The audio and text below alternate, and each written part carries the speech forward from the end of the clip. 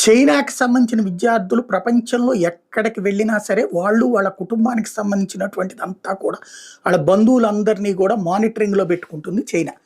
వాళ్ళ బంధువుల ద్వారా అక్కడ వాళ్ళతో ఒత్తిడి చేస్తుంటుంది. తద్వారా బ్లాక్‌మెయిల్ కూడా చేస్తుంది తన సొంత పౌరుల్ని. వీళ్ళు ఏ దేశానికెళ్తారో, ఆ దేశంలో ఏ పని చేస్తున్నారో, ఆ పనికి సంబంధించినటువంటి మ్యాటర్ అంతా కూడా చైనా ప్రభుత్వానికి చేరవేస్తూ ఉండాలి. అలా చేరవేయకపోతే గనక వాళ్ళని దేశద్రోహులుగా భావిస్తుంది. వాళ్ళ కుటుంబాలను కేసులు పెడతది, జైళ్ళలో పెడుతుంది. తద్వారా ఇదుంటది. అట్లాగే ఆయా దేశాల్లోనే ఒక రహస్య పోలీస్ స్టేషన్ నడుపుతదన్నది ఆ మధ్యన అమెరికా గుర్తించింది గూడా. అక్కడికి తీసుకెళ్ళి వాళ్ళని విచారించడం, హింసించడం లాంటివి చేస్తుంటుంది.